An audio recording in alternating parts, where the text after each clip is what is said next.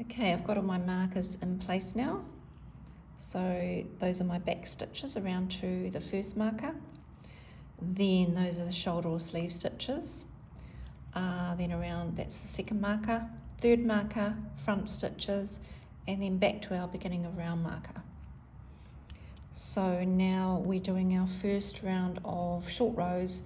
The reason we do short rows is so that the back of the neck is higher than the front, and we just go back and forth around the back across to about there several times just to create that height.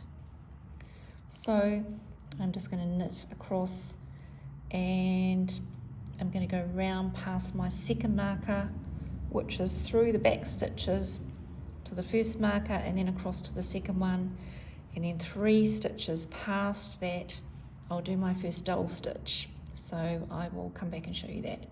Okay, so there's my beginning of round marker back here. I have knit through to the first marker, and now I am at the second marker for our first round of German short rows.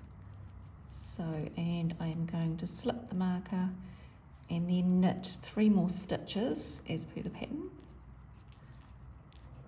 and then turn my work over so that I'm on the wrong side. So I'm going to go back across.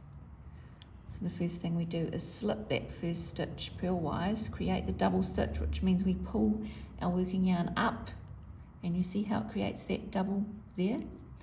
So we pull that up, wrap it round our needle, and I am now going to purl back across to, this time I'm going to go, I'll just pass 1 marker, and the next marker, the beginning of round marker, and this one here, and I'm going to purl 3 stitches past that.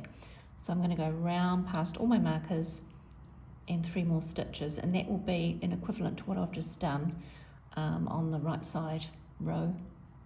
Okay, so now I have gone round past all my markers, purled back past the beginning of round marker and that one there. So I'm on the wrong side row of a German short row, and I'm ready to turn again and create another double stitch. So I've gone 3 past that marker, and I turn my work, and I take my yarn around to the front, slip that first stitch purlwise, pull up again into the double stitch position, and because this time I'm knitting back, I'm on a right side German short row, I just leave the yarn there and knit. And so I am now going to knit back to the first double stitch that I made, and it's basically as easy as that. I think a lot of people think it's a really difficult thing, but it's not. It just sounds difficult, so I think persevere if you're nervous of doing German short rows. So there's my beginning of round marker, and I am knitting back past marker 1, marker 2, until I hit my first double stitch, which I will show you what we do when we get to that. Okay, I'm now on, I've purled across back to the double stitch on the wrong side, and so there it is there. So I'm just going to purl through all of that as if it's 1 stitch, and then we're purling 2 past that, and we are turning our work to the right side, yarn in front, slip that first stitch purlwise, and I'm starting to knit. So I'm pulling the working yarn up over the needle to create that double stitch again, and I'm knitting back. And now, because I am on the right side of my work, I'm doing a raglan increase. So 1 stitch before that marker there, I pick up the leg between those 2 stitches, and put it on my left needle, so my left needle goes under it, and then I knit into the back of it. So that's a make one, or it's also known as a make one left.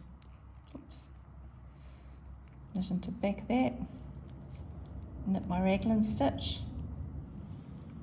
slip the next marker, and I'm doing my next raglan increase, picking that leg up, left needle goes under that, and knitting into the back of it. And that is my raglan increase, and so I will do that same sequence as coming up to each marker on the right side of my work. And that's how we do our raglan increases and our German short rows. Once you've done that, all the hard yards is done.